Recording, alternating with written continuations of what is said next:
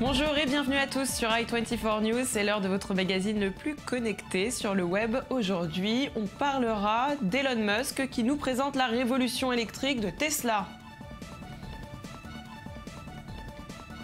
On parlera de Microsoft qui achète le savoir-faire Pentech de la société Intrigue. On vous fera découvrir 1001 menus dans notre dossier du jour. On verra les pubs les plus insolites inspirées du Royal Baby. Et nous terminerons comme tous les jours avec ces vidéos qui font le buzz sur Internet.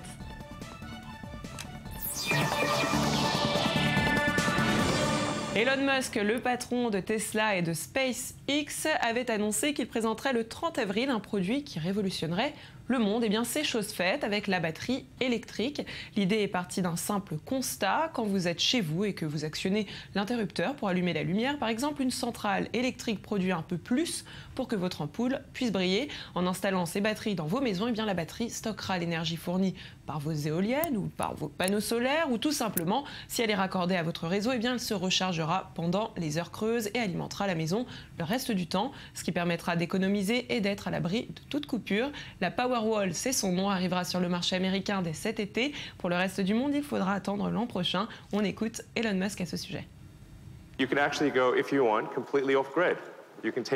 Si vous voulez, vous pouvez vous déconnecter entièrement du réseau d'électricité. Avec vos panneaux solaires, vous rechargez la batterie et c'est tout. Cela vous donne une certaine sécurité et c'est une solution complète à un prix très abordable. Cette batterie coûte 3 500 $.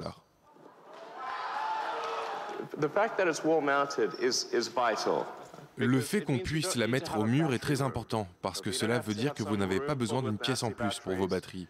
Vous n'avez pas besoin d'une pièce avec des batteries atroces. Une famille normale peut avoir ça au mur de son garage ou même dehors et ça ne prend pas de place.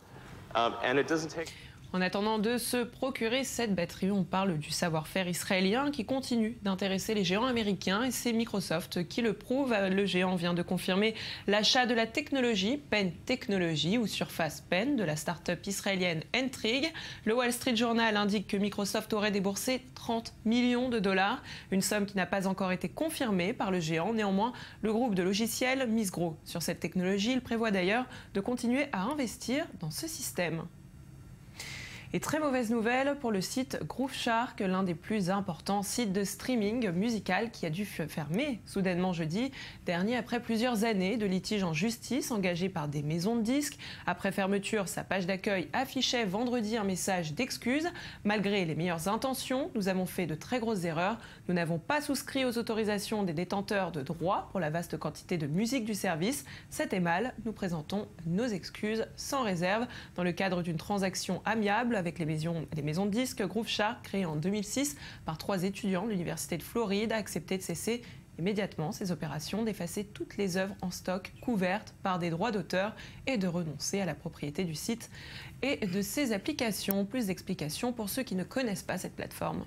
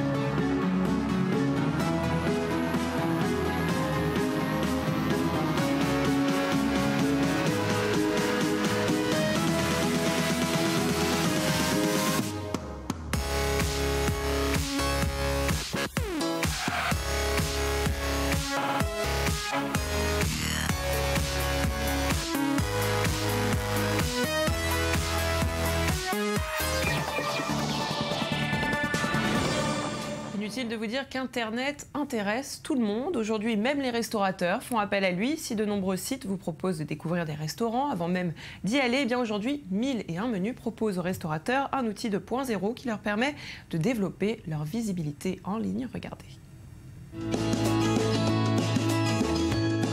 Avec 1001 menus, c'est très simple. Je mets en ligne ma carte, mes événements, mes photos. toutes mes actualités et tout cela est diffusé automatiquement sur des dizaines de moteurs de recherche de restaurants. C'est vraiment extraordinaire.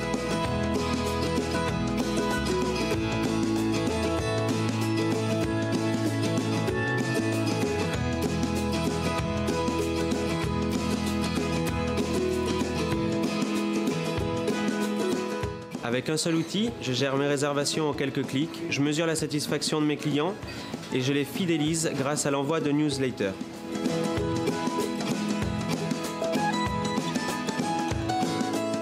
Mon restaurant est le Village Mange et aujourd'hui, si vous me trouvez sur Internet, c'est grâce à 1001 menus. Et avec nous pour en parler sur ce plateau, j'ai le plaisir d'accueillir le fondateur de 1001 menus. Bonjour. Bonjour. Xavier Zetoun. Alors, dites-nous tout. Comment vous est venue l'idée de créer cette plateforme ? Alors l'idée de 1001 menus, elle vient de deux constats.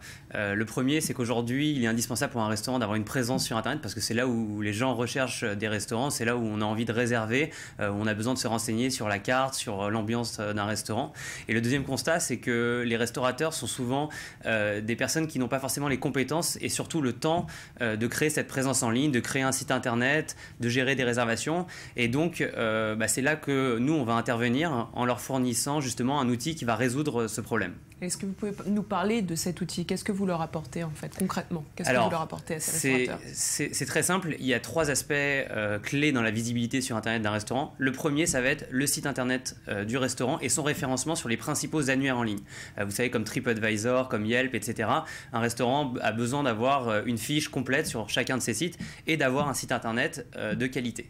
Le second, c'est de convertir ce trafic en réservation. Et donc pour ça, on a développé une technologie de gestion de réservation qu'on va installer sur le site Internet du restaurant, sur sa page Facebook. Et donc il va pouvoir recevoir des réservations et ensuite les gérer.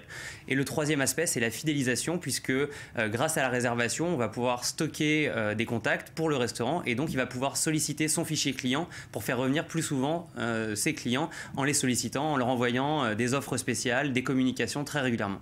Donc est-ce que vous pensez que passer par la communication 2.0, c'est devenu aujourd'hui indispensable pour les restaurateurs ou pour les autres artisans par exemple ? Alors évidemment, c'est indispensable pour tout le monde, sauf qu'aujourd'hui, on se rend compte qu'il y a encore près de la moitié des restaurants qui n'ont même pas de site internet et donc ils sont encore très loin. Et pourtant, du côté des consommateurs, Internet est devenu le premier média pour trouver un restaurant. Donc évidemment, c'est indispensable et ça le devient d'autant plus puisqu'il y a des plateformes aujourd'hui qui existent, qui présentent des risques pour les restaurateurs, qui sont des plateformes d'intermédiation, un peu comme Booking pour les hôtels et qui prennent des commissions importantes sur les réservations. Et donc, il est d'autant plus indispensable pour les commerçants et les restaurateurs de mettre en place leurs propres outils de communication, leurs propres outils de réservation pour ne pas devenir dépendants justement de plateformes d'intermédiation. Alors là, on parle des restaurateurs, mais est-ce que vous pensez que d'autres personnes, par exemple, je parlais des artisans, peuvent faire appel à ces mêmes services ? Alors les nôtres, non, puisqu'on s'adresse exclusivement à des restaurateurs, puisque les restaurants ont des besoins très spécifiques et donc on ne va pas travailler avec d'autres types de commerces comme par exemple des fleuristes ou des instituts de beauté. C'est vraiment exclusif pour les restaurants. En revanche, il existe d'autres services similaires qui existent, qui proposent à peu près la même chose, mais plus adaptés à chaque type de commerce. Et à long terme, vous aimeriez faire évoluer cette plateforme ? Alors évidemment, en termes de services qu'on va proposer aux restaurateurs, il y a encore énormément de choses à faire. Il y a des choses qu'on ne peut pas encore dire, évidemment, mais notamment sur la gestion des réservations téléphoniques. En fait, on se rend compte que les réservations qui passent par Internet, aujourd'hui, ça représente encore qu'environ 15% des réservations totales. Et donc, il y a plein de moments où les gens essayent de réserver des restaurants au moment où le restaurant est fermé ou bien il est en plein service et donc il n'y a personne pour répondre au téléphone. Et donc, là, on lance ce mois-ci un service qui va permettre de gérer ces réservations par téléphone 24 heures sur 24, ce qui veut dire qu'en fait, on va rediriger les appels vers des concierges qui vont traiter justement toutes ces réservations et donc qui vont permettre au restaurant directement et qui vont convertir ces réservations téléphoniques en réservations Internet et donc éviter aux restaurateurs de perdre environ 20% de leurs réservations quand ils ne sont pas là, quand leur restaurant est fermé. Alors justement, quand ils ne sont pas là ou que le restaurant est fermé, est-ce qu'on est sûr d'avoir une table le soir même dans un restaurant quand on passe par ces concierges ? Alors justement, évidemment, puisqu'ils auront accès au calendrier de de disponibilité des restaurants en temps réel. Et donc, la réponse est immédiate et vous recevez en tant que consommateur un SMS et un email de confirmation immédiatement après que vous ayez raccroché, ce qui fait que vous êtes sûr que votre table est confirmée pour le soir même. Donc voilà, c'est un exemple parmi tant d'autres. On a vraiment une batterie d'innovations qui vont arriver. On peut aussi ajouter nos recommandations par exemple ? Alors oui, évidemment. Nous, en fait, ce qu'on fait, c'est qu'on permet aux restaurateurs de collecter des avis de la part de leurs clients directement et ensuite de pouvoir les publier sur leur site pour améliorer son référencement et permettre d'avoir plus de réservations directement sur son propre site internet. Voilà, l'idée, c'est vraiment une solution à 360 degrés parce qu'on sait que les restaurateurs n'ont pas le temps, ils n'ont pas forcément les compétences techniques, informatiques pour s'occuper de leur communication, et donc le fait d'avoir une solution tout en un qui va centraliser tous leurs besoins, c'est vraiment clé pour cette profession. Bien, vous avez pensé à tout. Merci beaucoup Xavier Zetoun. Restez avec nous, on continue tout de suite avec notre rubrique high-tech. Laurent Fletcher travaillait autrefois en tant qu'ingénieur pour la NASA. Aujourd'hui, il s'occupe d'un projet futuriste pour planter des milliards d'arbres en utilisant des drones. Le principe a été imaginé par Laurent Fletcher. Il s'agit d'un dispositif qui tire des capsules biodégradables dans le sol. Ces capsules contiennent des graines pré-germées ainsi qu'un gel riche en nutriments. Avec cette méthode, il souhaite parvenir à planter 36 000 graines par jour. Au total, il espère pouvoir planter 1 milliard d'arbres. Un prototype a été créé pour la compétition Drone for Good qui se déroule aux Émirats Arabes Unis. Regardez.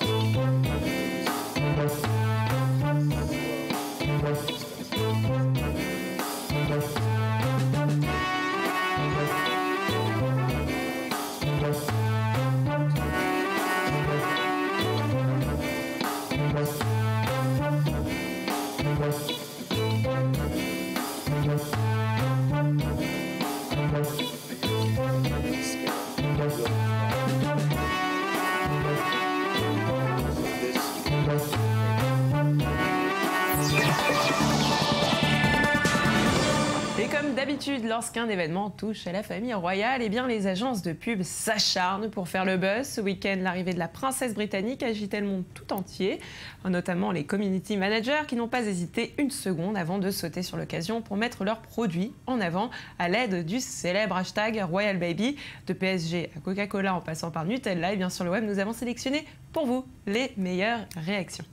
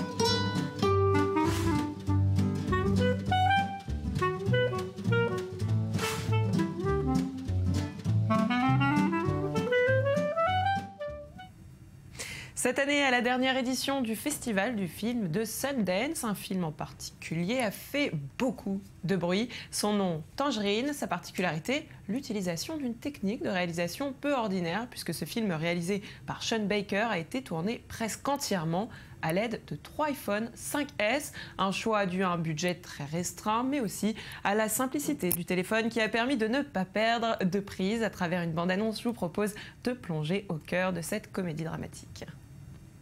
I will go with you under one condition. You must promise me that there's not going to be any drama. I promise. Look at me in my eyes and promise. I promise no drama, Alexandra. Whoa! What the fuck? Oh, boy. Help me, officer! You didn't have to Chris Brown the bitch. What did you do to her? Does your friend ever shut up? No, that bitch been talking ever since I met her.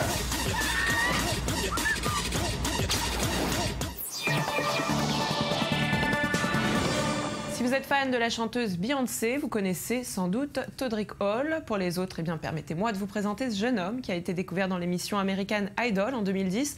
Un chanteur plein de talent qui a rendu un bel hommage à la diva en compilant plus de 70 de ses morceaux dans une seule et même vidéo. Un buzz assuré quand on s'attaque au répertoire de la reine du buzz. Me, myself and I, that's all I got till the end of time. I'll be your baby, baby boy, stay on my mind. Love you like crazy, looking so crazy in love. On top, baby, cause you're the one that I love. We be all night, I'll be a naughty girl. I'm calling all my girls. Who run the world? Girls. No broken hearted girls. I know when you were a told girls, how it feels to love a girl. I swear I'd be a better man. If I were a boy, oh boy, you're looking like you like what you see. Your halo, halo. Hey, Miss Carter. Hey, drop the bass, man, the bass getting low. Sur le web touche à sa fin, merci de nous avoir suivis. Rendez-vous demain, même endroit et même heure pour plus d'infos connectées. Je vous donne rendez-vous sur notre page facebook.com/sur le web, le Mag Actu.